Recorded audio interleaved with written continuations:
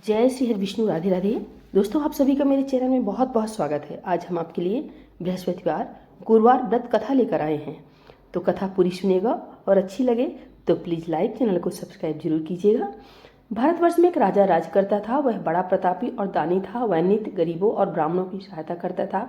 यह बात उसकी रानी को अच्छी नहीं लगती थी। वह न ही गरीबों को दान देती थी और न ही भगवान का पूजन करती थी, और राजा को भी दान देने से मना किया करती थी। एक दिन राजा शिकार खेलने वन को गए हुए थे, तो रानी महल में अकेली थी। उसी समय बृहस्पति देव साधु के वेश में राजा के महल में भिक्षा मांगने के लिए गए और भिक्षा मांगी, तो भिक्षा देने से रानी ने इनकार कर दिया और कहा, हे साधु महाराज, मैं इस दान और पुण्य से तंग आ गई हूँ। मेरा पति सारा धन लुटाता रहता है। मेरी इच्छा है कि हमारा सब धन नष्ट हो जाए, फिर ना रहेगा बांस और ना बजेगी बांसुरी। साधु ने कहा, देवी तुम बड़ी अजीब हो। धन संतान तो सभी चाहते हैं, पुत्र और लक्ष्मी तो पापी के घर भी होने चाहिए। यदि तुम्हारे पास अधिक धन है तो भूखों को भोजन दो, प्यासों के लिए प्याऊ लगवाओ, मुसाफिरों के लिए धर्मशालाएं खुलवाओ, जो निर्धन अपनी कुंवारी कन्याओं का विवाह नहीं करा सकते उनका विवाह करा दो। और भी ऐसे कई काम हैं जिनके करने से तुम्हारा यश लोक परलोक में फैलेगा। परंतु रानी पर उपदेश का कोई प्रभाव नहीं पड़ा और वह बोली, महाराज मुझे ऐसा धन नहीं चाहिए जो मैं हर जगह बांटती फिरूं। साधु ने उत्तर दिया, यदि तुम्हारी ऐसी इच्छा है तो तथास्तु। तुम ऐसा करना कि बृहस्पतिवार को घर को लीपकर पीली मिट्टी से अपना सिर धोकर स्नान करना, भट्टी चढ़ाकर कपड़े धोना। ऐसा करने से तुम्हारा सब धन नष्ट हो जाएगा। इतना कहकर वह साधु महाराज वहां से अंतर्ध्यान हो गए। जैसे वह साधु कहकर गया था, रानी ने वैसा ही किया। 3 बृहस्पतिवार ही बीते थे कि उनका समस्त धन नष्ट हो गया और भोजन के लिए दोनों समय तरसने लगे, सांसारिक भोगों से दुखी रहने लगे। तब वह राजा रानी से कहने लगा कि तुम यहाँ रहो, मैं दूसरे देश को जाता हूँ, क्योंकि यहाँ पर मुझे सभी जानते हैं, इसलिए कोई कार्य भी नहीं कर सकता। देश चोरी परदेश भीख बराबर है। ऐसा कहकर राजा परदेश चला गया। वहाँ जंगल को जाता और लकड़ी काट कर लाता और शहर में बेचता। इस तरह जीवन व्यतीत करने लगा। एक दिन दुखी होकर जंगल में एक पेड़ के नीचे निश्चित रूप से आसन जमाकर बैठ गया। वह अपनी दशा को याद करके व्याकुल होने लगा। बृहस्पतिवार का दिन था। एकाएक उसने देखा कि निर्जन वन में एक साधु प्रकट हुआ। वह साधु वेश में स्वयं बृहस्पतिवार देवता थे। लकड़हारे के सामने आकर बोले, हे लकड़हारे, तुम भी सुनसान जंगल में किस चिंता में बैठे हो? लकड़हारे ने दोनों हाथ जोड़कर प्रणाम किया और उत्तर दिया, महात्मा जी, आप सब कुछ जानने वाले हैं, मैं क्या कहूँ। यह कहकर रोने लगा और साधु को आत्मकथा सुनाई। महात्मा जी ने कहा, तुम्हारी स्त्री ने बृहस्पति के दिन वीर भगवान का निरादर किया है, जिसके कारण रुष्ट होकर तुम्हारी यह दशा कर दी। अब तुम चिंता मत करो, मेरे कहने पर चलो तो तुम्हारे सब कष्ट दूर हो जाएंगे और भगवान पहले से भी अधिक संपत्ति देंगे। तुम बृहस्पति के दिन पाठ किया करो। 2 पैसे के चने मुनक्के मंगवाकर उसका प्रसाद बनाओ और शुद्ध जल से लोटे में शक्कर मिलाकर अमृत तैयार करो। कथा के पश्चात अपने सारे परिवार और सुनने वाले प्रेमियों में अमृत व प्रसाद बांटकर आप भी प्रसाद ग्रहण करो। ऐसा करने से भगवान तुम्हारी सब कामनाएं पूरी करेंगे। साधु के ऐसे वचन सुनकर लकड़हारा बोला, हे प्रभु, मुझे लकड़ी बेचकर इतना पैसा नहीं मिलता जिससे भोजन करने के उपरांत कुछ बचा सकूं। मैंने रात्रि में अपनी स्त्री को व्याकुल देखा है। मेरे पास कुछ भी नहीं है जिससे उसकी खबर मंगा सकूं। साधु ने कहा, हे लकड़हारे, तुम किसी बात की चिंता मत करो। बृहस्पति के दिन तुम रोजाना की तरह लकड़ियां लेकर शहर को जाओ। तुमको रोज से दुगना धन प्राप्त होगा, जिससे तुम भली भांति भोजन कर लोगे तथा बृहस्पति देव की पूजा का सामान भी आ जाएगा। इतना कहकर राजा ने कहा, साधु महाराज, मुझे कथा भी नहीं आती, मैं कौन सी कथा कहूँगी। साधु महाराज ने कहा, प्राचीन काल में एक ब्राह्मण था। वह बहुत निर्धन था। उसके कोई संतान नहीं थी। उसकी स्त्री बहुत मलिनता के साथ रहती थी। वह स्नान नहीं करती थी और न ही किसी देवता का पूजन करती थी। इससे ब्राह्मण देवता बड़े दुखी थे। बेचारे बहुत कुछ कहते थे, किंतु उसका कोई परिणाम नहीं निकलता था।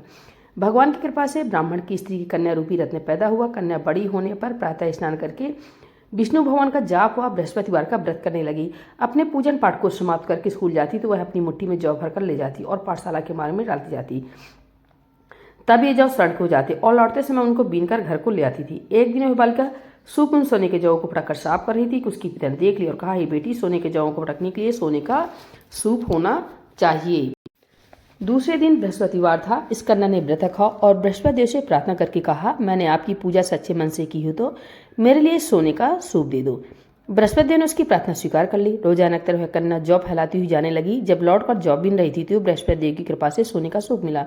उसे वह घर ले आई और उसे जौ साफ करने लगी, परंतु उसकी माँ का वही ढंग रहा। एक दिन की बात है, कन्या सोने के सूप में जौ साफ कर रही थी कि उस समय उस शहर का राजपूत वहां होकर निकला। इस कन्या के रूप और कार्य को देखकर मोहित हो गया था तथा अपने घर आकर भोजन तथा जल त्याग कर उदास होकर लेट गया।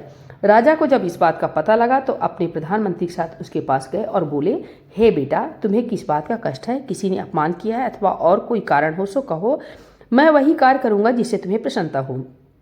अपने पिता की राजकुमार ने बातें सुनी तो वह बोला, मुझे आपकी कृपा से किसी बात का दुख नहीं है, किसी ने मेरा अपमान नहीं किया है, परंतु मैं उस लड़की से विवाह करना चाहता हूँ जो सोने के सूप में जौ साफ कर रही थी। यह सुनकर राजा आश्चर्य में पड़ा और बोला, हे बेटा, इस तरह की कन्या का पता तुम ही लगाओ, मैं उसके साथ तेरा विवाह अवश्य करवा दूंगा। राजकुमार ने उस लड़की के घर का पता बतलाया। तब मंत्री उस लड़की के घर गए और ब्राह्मण देवता को सभी हाल बतलाया। ब्राह्मण देवता राजकुमार के साथ विवाह अपनी कन्या का विवाह करने के लिए तैयार हो गए तथा विधि विधान के अनुसार ब्राह्मण की कन्या का विवाह राजकुमार के साथ हो गया। कन्या के घर से जाते ही पहले की भांति उस ब्राह्मण देवता के घर में गरीबी का निवास हो गया। अब भोजन के लिए भी अन्न बड़ी मुश्किल से मिलता था। एक दिन दुखी होकर ब्राह्मण देवता अपनी पुत्री के पास गए। बेटी ने पिता की दुखी अवस्था को देखा और अपनी माँ का हाल पूछा। तब ब्राह्मण ने सभी हाल कहा। कन्या ने बहुत से धन देकर अपने पिता को विदा कर दिया। इस तरह ब्राह्मण का कुछ समय सुखपूर्वक व्यतीत हुआ। कुछ दिन बाद फिर वही हाल हो गया। ब्राह्मण अपनी कन्या के यहाँ गया और सारा हाल कहा तो लड़की बोली, हे पिताजी, आप माताजी को यहाँ लिवा लाइए, मैं उसे विधि बता दूंगी जिससे गरीबी दूर हो जाए। वह ब्राह्मण देवता अपनी स्त्री को साथ लेकर पहुंचे तो लड़की अपनी माँ को समझाने लगी, हे माँ, तुम प्रातःकाल प्रथम स्नान आदि करके विष्णु भगवान का पूजन करो तो सब दरिद्रता दूर हो जाएगी। परंतु उसकी माँ ने एक भी बात नहीं मानी और प्रातःकाल उठकर अपनी पुत्री के बच्चों की जूठर को खा लिया। इससे उसकी पुत्री को बहुत गुस्सा आया और एक रात कोठरी से सभी सामान निकाल दिया और अपनी माँ को उसमें बंद कर दिया। प्रातःकाल उसे निकाला तथा स्नान आदि करा के पाठ करवाया तो उसकी माँ की बुद्धि ठीक हो गई और फिर प्रत्येक बृहस्पतिवार को वह व्रत रखने लगी। इस व्रत के प्रभाव से उसके माँ बाप बहुत ही धनवान और पुत्रवान हो गए और बृहस्पति जी के प्रभाव से इस लोक के सुख भोग कर स्वर्ग को प्राप्त हुए। इतनी कथा कहकर साधु महाराज अंतर ध्यान हो गए। धीरे धीरे समय व्यतीत होने पर फिर वही बृहस्पतिवार का दिन आया। लकड़हारा जंगल से लकड़ी काटकर किसी शहर में बेचने गया। उसे उस दिन और दिन से अधिक रुपया मिला। राजा ने चना गुड़ आदि लाकर गुरुवार का व्रत किया। उस दिन से उसके सभी क्लेश दूर हुए। परंतु जब दोबारा गुरुवार का दिन आया तो बृहस्पतिवार का व्रत करना भूल गया। इस कारण बृहस्पति भगवान नाराज हो गए। उस दिन से उस नगर के राजा ने विशाल यज्ञ का आयोजन किया तथा शहर में यह घोषणा करा दी कि कोई भी मनुष्य अपने घर में भोजन नहीं बनावेगा और न आग जलावेगा। समस्त जनता मेरे यहाँ भोजन करने आवे। इस आज्ञा को जो न मानेगा उसके लिए फांसी की सजा दे दी जाएगी। इस तरह की घोषणा संपूर्ण नगर में करवा दी गई। राजा की आज्ञानुसार शहर के सभी लोग भोजन करने गए, लेकिन लकड़हारा कुछ देर से पहुंचा, इसलिए राजा उसको अपने साथ घर लिवा ले गए और ले जाकर भोजन करा रहे थे तो रानी की दृष्टि उस खूंटी पर पड़ी जिस पर उसका हार लटका हुआ था। वह वहां पर दिखाई नहीं दिया। रानी ने निश्चय किया कि मेरा हार इस मनुष्य ने चुरा लिया है। उसी समय पुलिस को बुलाकर उसको जेल खाने में डलवा दिया। जब लकड़हारा जेल खाने में पड़ गया और बहुत दुखी होकर विचार करने लगा कि न जाने कौन से पूर्व जन्म के कर्म से मेरे लिए दुख प्राप्त हुआ है और उसी साधु को याद करने लगा जो कि जंगल में मिला था। उसी समय तत्काल बृहस्पतिदेव साधु के रूप में प्रकट हो गए और उसकी दशा को देखकर कहने लगे, अरे मूर्ख, तुमने बृहस्पति देवता की कथा नहीं करी, इस कारण तुझे दुख प्राप्त हुआ है। अब चिंता मत कर, बृहस्पतिवार के दिन जेल खाने के दरवाजे पर 4 रुपये पड़े मिलेंगे, उनसे तू बृहस्पति देव की पूजा करना तो तेरे सभी कष्ट दूर हो जाएंगे। बृहस्पति के वार के रोज उसे 4 रुपये मिले। लकड़हारे ने कथा कही। उसी रात को बृहस्पति देव ने उस नगर के राजा को सपने में कहा, हे राजा, तुमने जिस आदमी को जेल खाने में बंद कर दिया है वह निर्दोष है, वह राजा है, उसे छोड़ देना। रानी का हार उसी खूंटी पर लटका है। अगर तू ऐसा नहीं करेगा तो मैं तेरे राज को नष्ट कर दूंगा। इस तरह राज्य के सपनों को देखकर राजा प्रातःकाल उठा और खूंटी पर हार देकर लकड़हारे को बुलाकर क्षमा मांगी तथा लकड़हारे को योग्य सुंदर वस्त्र आभूषण देकर विदा किया तथा बृहस्पति देव की आज्ञानुसार लकड़हारा अपने नगर के लिए चल दिया।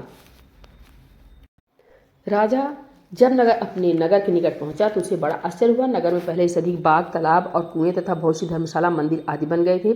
राजा ने पूछा, यह किसका बाग और धर्मशाला है? तब नगर के सब लोग कहने लगे, यह सब रानी और बांदी के हैं। तो राजा को आश्चर्य हुआ और गुस्सा भी आया। जब रानी ने यह खबर सुनी कि राजा आ रहे हैं तो उसने बांदी से कहा कि हे दासी, देख राजा हमको कितनी बुरी हालत में छोड़ गए थे, हमारी ऐसी हालत देखकर वह लौट न जाए, इसलिए तू दरवाजे पर खड़ी हो जा।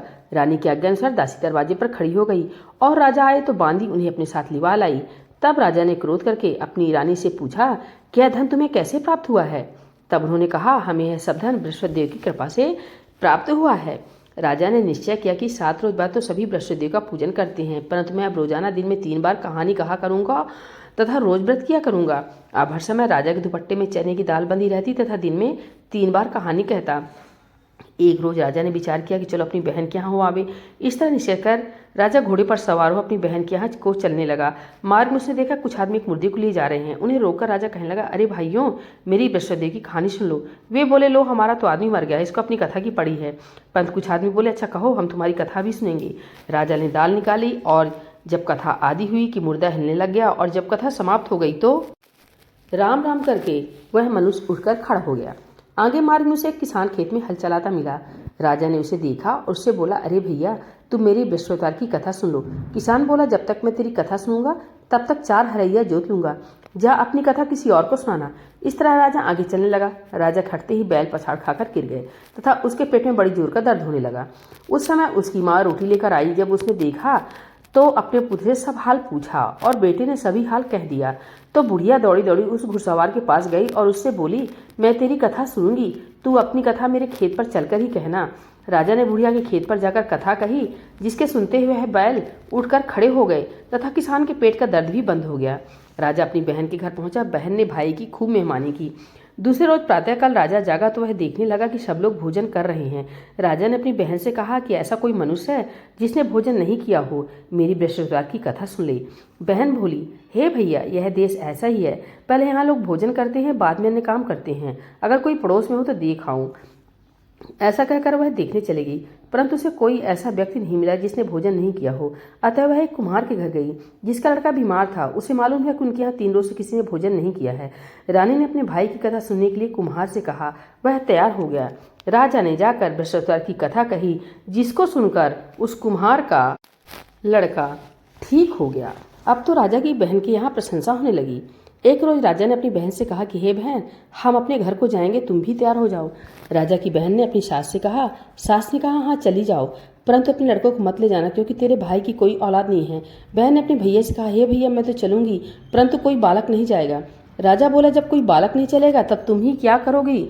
बड़े दुखी मन से राजा अपने नगर को लौट आया। राजा ने अपनी रानी से कहा, हम निर्वंशी राजा हैं, हमारा मुंह देखने का भी धर्म नहीं है और कुछ भोजन आदि नहीं किया।